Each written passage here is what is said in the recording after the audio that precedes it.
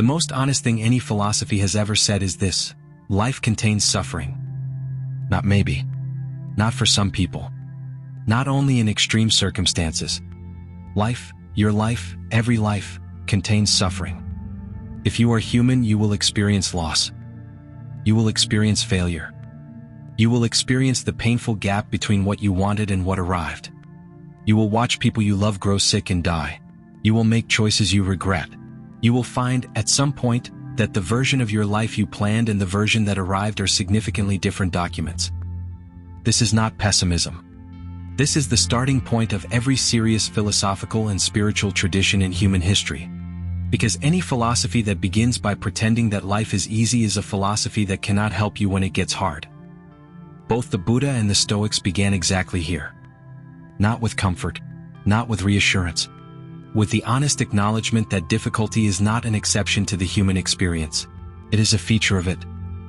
And from that honest starting point, from the refusal to look away from what is real, they built two of the most complete, most tested, most genuinely useful frameworks for human freedom that have ever been developed. Today we're bringing them together. Today we go deep on the Four Noble Truths, the Buddha's complete diagnosis and prescription for human suffering, and we lay them alongside the Stoic framework that Marcus Aurelius and Epictetus developed in parallel. This is a 60-minute deep dive. And by the end of it, you will have one of the most powerful conceptual tools available for navigating anything life sends your way. The Four Noble Truths are the foundational teaching of all Buddhist philosophy. The Buddha taught them in his first discourse after his enlightenment, at a deer park in Sarnath, to 5 ascetics who had been his companions in the years before his awakening. He had just spent 6 years in extreme asceticism, nearly starving himself to death in pursuit of liberation, and had discovered that self-torture was no more effective than self-indulgence. Both were missing something. What he taught in that first discourse was, in a sense, a medical framework. The Buddha explicitly described himself not as a god or a prophet but as a physician. And the Four Noble Truths follow the structure of ancient Indian medical diagnosis. Identify the disease, identify the cause, identify whether a cure is possible, and prescribe the treatment. The Stoics, working in a completely different part of the world several centuries later, developed a strikingly parallel framework. They too began with an honest diagnosis of human suffering. They too identified a precise cause. They too argued that liberation was possible, and prescribed specific daily practices to achieve it. To put these two frameworks in conversation with each other is to see something that I find endlessly astonishing. That human beings, across vast distances of geography and time, working with completely different cultural materials, arrived at the same map of the human mind. Let us walk that map together. Lesson 1. The first noble truth. Life contains suffering, and that's the beginning, not the end. The first noble truth is dukkha. Dukkha is usually translated as suffering, but that translation undersells its meaning. A better translation might be unsatisfactoriness. The quality of incompleteness, of subtle dissatisfaction, of things not quite being right, that underlies even pleasant experience. The Buddha identified 3 levels of dukkha. The first level is obvious suffering, pain, grief, loss, illness, death. These are the things we recognize immediately as suffering. The second level is subtler, the suffering of change. The way pleasant experiences contain within them the awareness that they will end. The way achieving a goal immediately reveals a new goal beyond it. The way satisfaction is always temporary, always followed by the returning awareness of what is still lacking or unresolved. The third level is the subtlest and most pervasive, the suffering inherent in conditioned existence. The basic unease of being a self that doesn't quite cohere. The anxiety of being a conscious being in an uncertain universe, aware of your own impermanence, unable to fully control your experience. The Stoic parallel to the first noble truth is what we might call their diagnosis of false goods.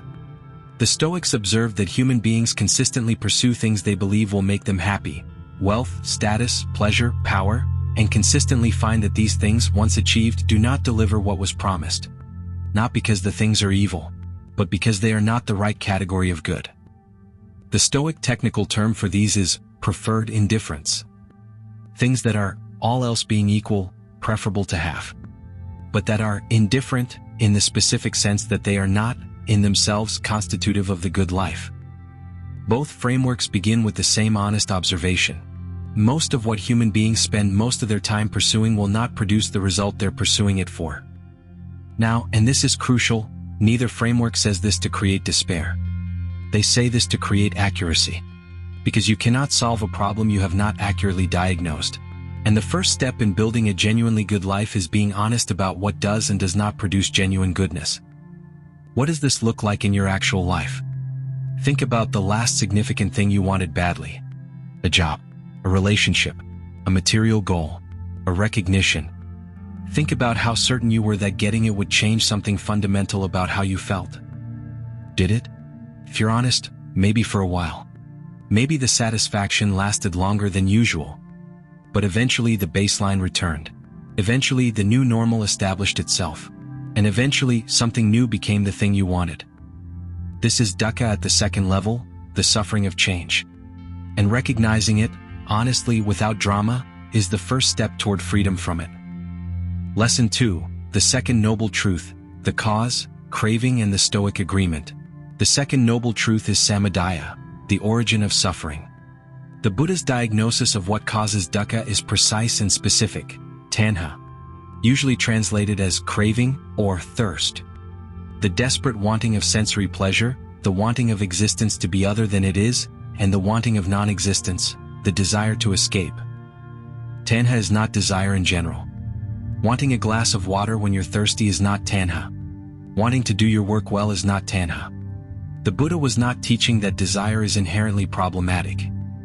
Tanha is specifically the desperate, grasping, compulsive quality of wanting, the wanting that is attached to outcome, that insists on a specific result, that cannot be satisfied because its satisfaction is always conditional on something the mind cannot fully control. When you want to impress someone in a way that makes your entire self-worth contingent on their response, that is tanha. When you want a relationship to be permanent in a way that makes you unable to be fully present in it because you're too busy trying to secure its future, that is tanha. When you want to succeed in a way that makes every setback feel like an existential threat rather than just a difficult day, that is tanha. The Stoic parallel to samadaya is what Epictetus called the misuse of desire. Epictetus taught that most human suffering comes from directing our desire at things outside our control. When we want outcomes we cannot guarantee, when we need the universe to cooperate with our preferences in order for us to feel okay, we are setting ourselves up for inevitable suffering. He wrote, "Make the best use of what is in your power and take the rest as it happens." This is the Stoic version of releasing tanha. Not releasing effort, not releasing intention, not releasing care. Releasing the insistence, the desperate, grasping quality of wanting that turns a preference into a demand, and makes the entire quality of your inner life contingent on the cooperation of things you cannot control. Now let me give you a practical tool that fuses both frameworks. I call it the tanha check. When you notice anxiety, frustration, or an agitated quality of wanting in your mind, stop for 30 seconds and ask 2 questions. Question 1, from the Buddhist tradition, what am I craving right now, and is that craving attached to something outside my control? Question 2, from the Stoic tradition, what is within my control in this situation and can I redirect my full attention and energy there? The tanha check does not eliminate desire. It refines it. It moves desire from the compulsive, outcome-attached, suffering-generating variety toward the clean, engaged, values-based variety that actually produces results. Lesson 3, the third noble truth, freedom is possible, the Stoic confirmation. The third noble truth is nirodha, the cessation of suffering. This is the most important of the 4 truths in a certain sense. Because it is the declaration, the bold, confident doctor's assertion, that suffering can end. That liberation is possible. That the condition diagnosed in the first noble truth and traced to its cause in the second noble truth is not a permanent feature of human existence. It is a curable disease. The Buddha was not teaching resignation. He was teaching that there is a way through. That the craving that produces suffering can be released. That the mind, trained appropriately, can discover a quality of well-being that is not contingent on external circumstances. He called this state nirvana. And immediately I want to address the cultural baggage around this word, because in the West, nirvana has been reduced to a vague concept of bliss or nothingness. That is not what the Buddha meant. The literal meaning of nirvana is extinguishment, like the extinguishing of a flame. What is extinguished is not consciousness or experience or engagement with life. What is extinguished is the desperate, compulsive quality of tanha, the grasping, the insisting, the making of external circumstances into conditions for your well-being. What remains is not emptiness. What remains is a quality of engaged, clear, caring, fully present experience of life that is not dragged into suffering by what the world chooses to do or not do. The Stoic equivalent of nirodha is what Epictetus called eudaimonia, and what Marcus Aurelius called living in accordance with nature. The Stoics were equally confident that this state, the state of a person living from genuine virtue, in full alignment with their deepest values, acting from the place of what they can control while releasing the rest, was achievable. They didn't describe it as a distant mystical attainment. They described it as the natural result of the practice. Marcus Aurelius wrote about this state not as something he was still seeking, but as something he returned to daily. The morning practice, the evening review, the in-the-moment Stoic filter, these were not aspirational. They were maintenance, the daily maintenance of a mind that had learned to locate its stability inside rather than outside. Both traditions are telling you the same thing. This is achievable. Not by becoming someone different, not by transcending your humanity, but by training your relationship with your own experience, by changing not what happens but how you meet what happens. Lesson 4, the fourth noble truth, the path, a complete daily practice. The fourth noble truth is magga, the path. The Buddha's prescription for the liberation described in the third noble truth is what he called the Noble Eightfold Path. 8 interconnected practices that, together, constitute the complete curriculum for the trained mind. I want to walk through each of the 8 path factors, briefly, and pair each one with its Stoic equivalent. Because placed side by side, they reveal something extraordinary, a complete, coherent, cross-cultural curriculum for human freedom. Right view, seeing reality accurately without the distortion of craving and aversion. Stoic equivalent, the discipline of assent, Epictetus's instruction to examine every impression before accepting it. Right intention, the commitment to non-craving, non-aversion, and non-harm. Stoic equivalent, the discipline of desire, training desire toward what is within your control and genuine virtue, rather than external outcomes. Right speech, speaking with honesty, with care, without malice, without idle gossip. Stoic equivalent, Epictetus's explicit instruction to be mostly silent, or speak only what is necessary and true. Right action, acting with integrity, avoiding harm, deception, and the behaviors that arise from craving. Stoic equivalent, the discipline of action, Marcus Aurelius's insistence that every action be taken with the good of the whole in mind. Right livelihood, engaging in work that does not cause harm. Stoic equivalent, the concept of kathekon, appropriate action, the fulfillment of your proper role in the human community. Right effort, the ongoing, energized application of the mind to its own training. Stoic equivalent, the daily practice of morning preparation and evening review. The continuous, patient, non-dramatic effort of philosophy as daily practice. Right mindfulness, the continuous, gentle attention to present moment experience, body, feelings, mind, and phenomena. Stoic equivalent, prosok, the Stoic practice of self-attention, the continuous noticing of the quality of your own thought and action. Right concentration, the cultivation of focused, unified, undistracted awareness.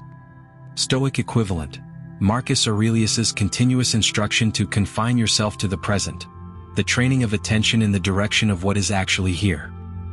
8 factors. 8 Stoic parallels. 1 unified curriculum for a human being who wants to be genuinely free. Lesson 5. Living the unified path, from philosophy to daily life. I want to make this completely concrete now. Because the 4 noble truths and the eightfold path and the Stoic disciplines are, at this point in our conversation, still ideas. And ideas, however beautiful, do not transform lives. Practice does. Here is what a day looks like when you are genuinely living the unified path. You wake up.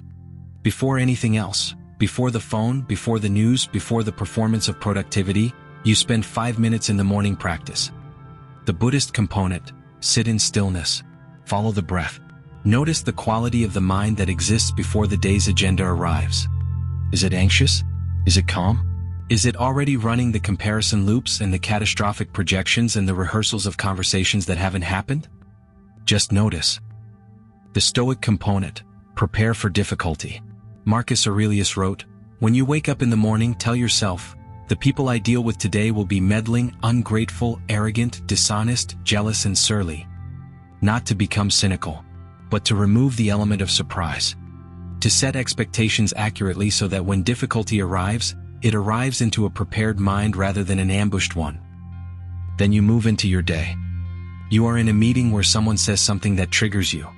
The old pattern, reactive, defensive, angry, spending the next 2 hours replaying it.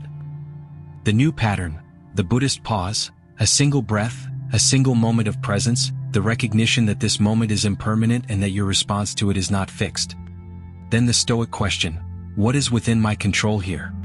My words, my tone, the quality of my response. And from that place, that centered, present, clear place, you respond. Not react, respond. At midday, if you can, a brief check-in. 2 minutes. Where am I right now? Am I here, genuinely present in my body, in this moment, in this actual experience? Or am I somewhere else, in the replay of this morning, or the anticipation of tonight, or the comparison of my life to someone else's edited highlights? Just the noticing is enough. The noticing is the practice. At the end of the day, the Stoic review. Marcus in his tent. You in whatever quiet space you can find.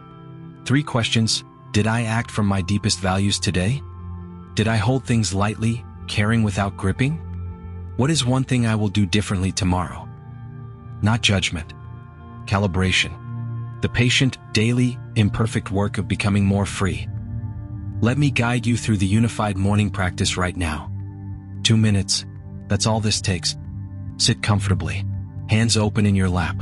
Eyes closed or softly downcast. Take 1 full breath, in through the nose, expanding the belly, and out through the mouth slowly. Now, notice the quality of your mind right now. Not what you're thinking, just the quality. Is it busy? Is it heavy? Is it scattered? Is it surprisingly still? Whatever the quality, don't judge it. Just see it. This is right view. Seeing reality accurately. Now ask, what is actually within my control today? Name one thing. Just one. Something specific. Something you can actually do, actually choose, actually affect. Let everything else, for just this moment, be released from your grip. It exists. You acknowledge it. And you are not fighting it right now. 1 more slow breath. And when you're ready, eyes open. That is the practice. Every morning, every return. The 4 Noble Truths do not promise you a painless life. The Stoic framework does not promise you a comfortable one. What both traditions promise, with complete confidence, backed by 2,500 years of human experience, is this. A mind that has been genuinely trained is a mind that can meet whatever life sends, and remain at the deepest level intact. Not because it feels no pain, but because it is no longer identified with the pain. Not because it has no desires, but because its peace is not conditioned on those desires being met. This is freedom. The only kind that is real. Tell us in the comments, which of the 4 Noble Truths hit closest to home for you today? And which Stoic principle do you want to explore deeper? I'll see you in the next one.